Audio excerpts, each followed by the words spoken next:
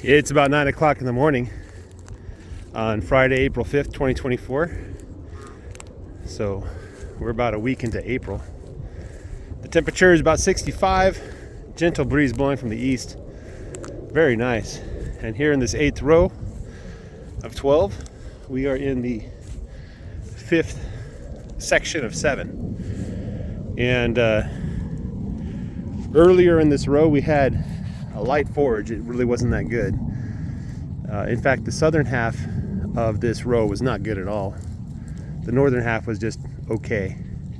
They did have some hay left over from the sheep, and they grazed that down. So, but here the forage is getting pretty good. Haven't grazed here for, I need to go back and check, but let's just say it's 3 months, maybe 2 months. What happened was I was grazing the full rows, moving them twice daily like I normally do, and trying to feed them hay as well. But then I stopped once I felt like they were grazing too much grass. And what really drove the nail in the coffin for grazing this back southern half of the field was when I saw some fresh grass growing under some trees. And I thought, number one, that's not a lot of grass. It's not going to feed them very long. And number two, I'd rather let that grass grow for a couple months before letting them graze it. Anyway, as I moved the sheep, and I've been back there a couple of times to look at the grass over the course of the period of time. And now the grass is very thick. It's about 1 foot tall, 1.5 feet tall.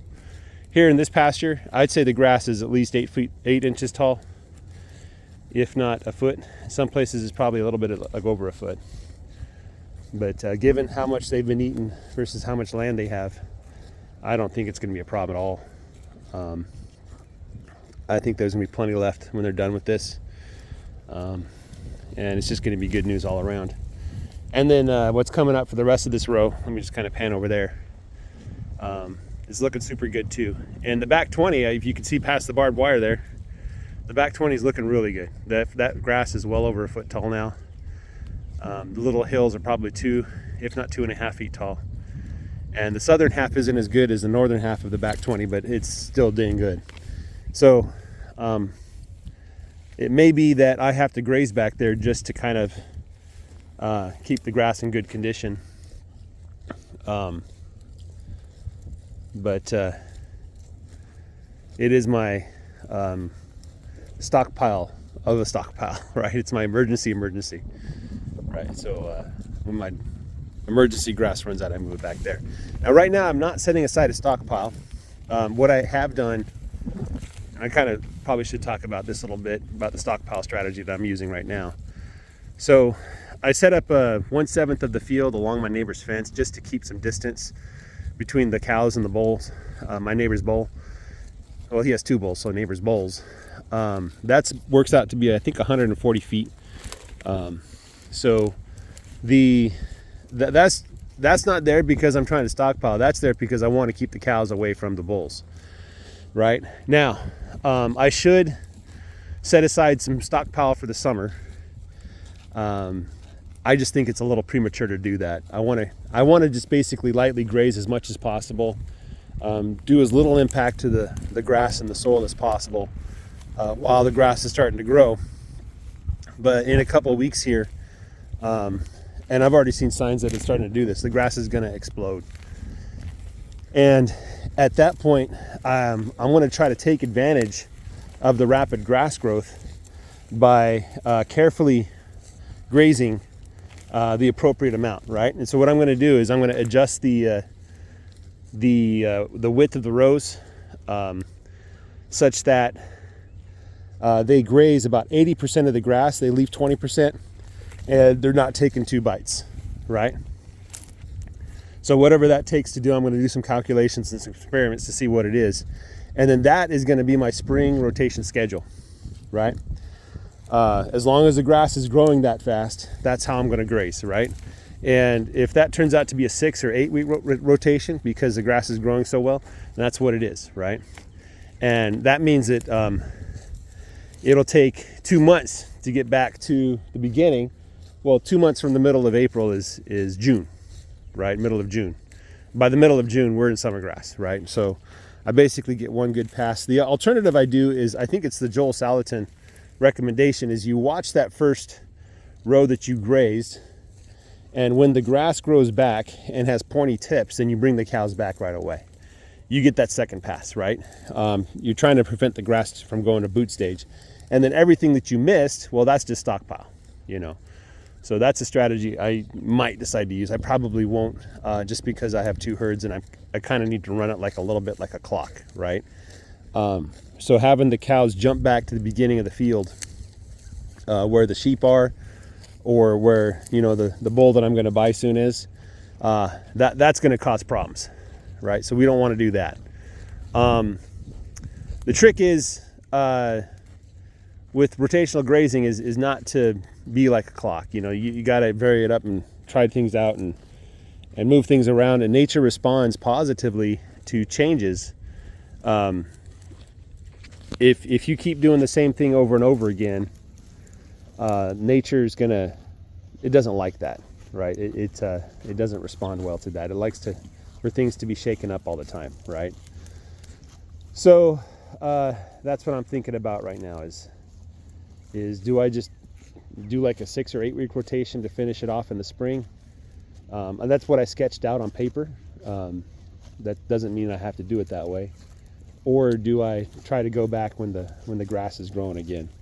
And I think I'm just going to call it like I see it. If it's obvious that the grass is doing what it's supposed to be doing, then I might do the jump back to the beginning when it starts to grow back, right?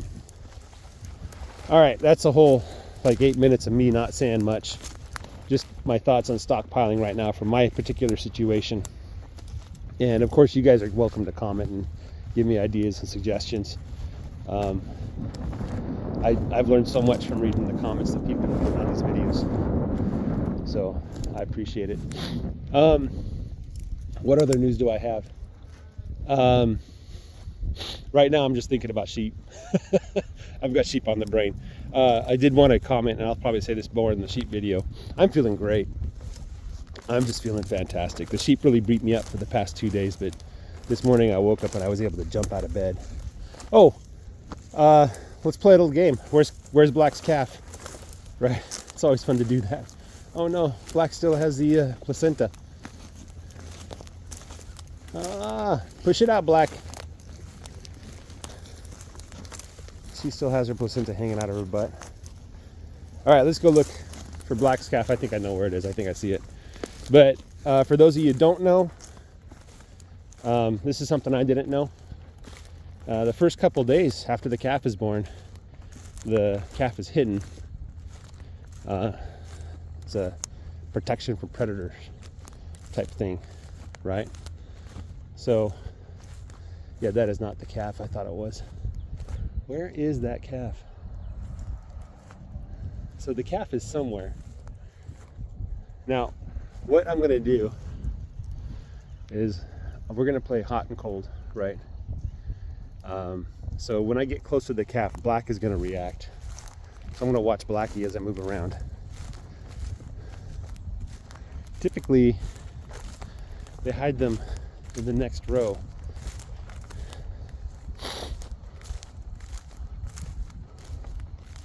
I thought I saw Blackie's calf, but that was just a mineral feeder, you know.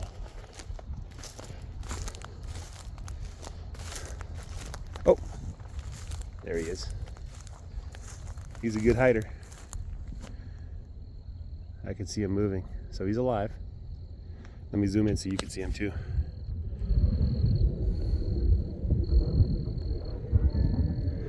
All right, and Blackie doesn't even realize. Nope, Blackie's watching me.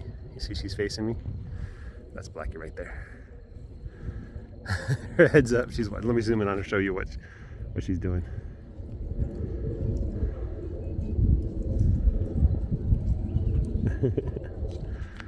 If I get closer, Blackie's gonna come running. I'll just walk this way a little bit closer towards the calf.